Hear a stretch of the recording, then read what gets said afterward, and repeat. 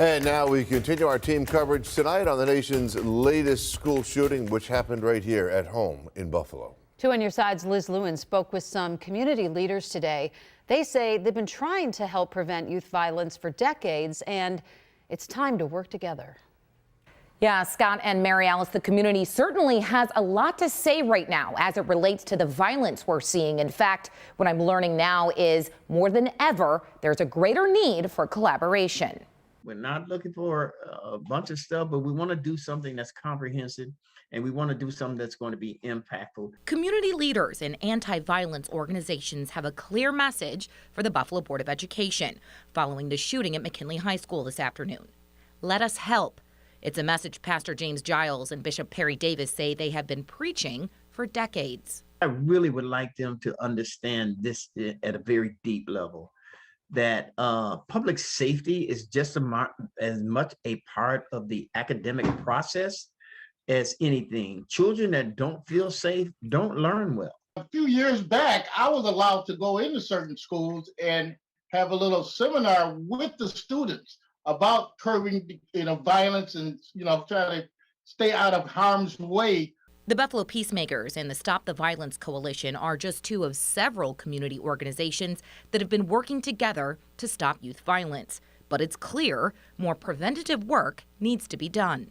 They have to set up, or just look at setting up something that maybe they can call into a line and just be anonymous, speaking about what's going to happen. And those tips have to be followed up on. Former Buffalo FBI Director Bernie Tolbert says when it comes to events like this, at all levels, collaboration can only help. Certainly, the community is going to be hurting. This isn't the time for turf wars or, who's got the lead, whose role is it. We have to collaborate, share information, share resources. Liz Lewin, Channel 2 News.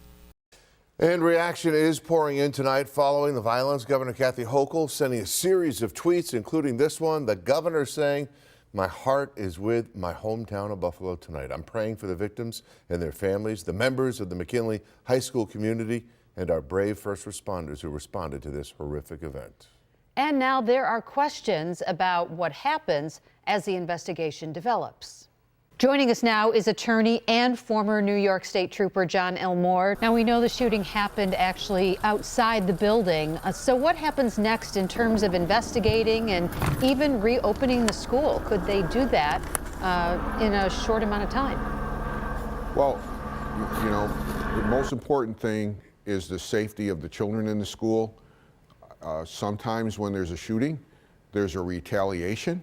And shootings lead to other violence, so the police definitely have to find out who the shooter was, what the motive for the shooting was, and then make sure that when the students do return to the school, that they're going to be safe and not in danger of any type of retaliation. Hey, John, I want to ask you one more question before we let you go. You say through all the years as being a police officer, a prosecutor, an attorney, that the community really needs to get involved more as well. That's correct. There's not just one single reason for shooting and violence in our community. There's gun interdiction. There has to be better relationships between the police and the community. The children, the parents have to be more involved and take some responsibility for what happened. We have to look at the school system. Why are so many students failing and dropping out and not graduating? So there has to be a multidisciplinary approach where all people in this community have to take responsibility and make our school system safe for our children and our community, Buffalo, to be a better city.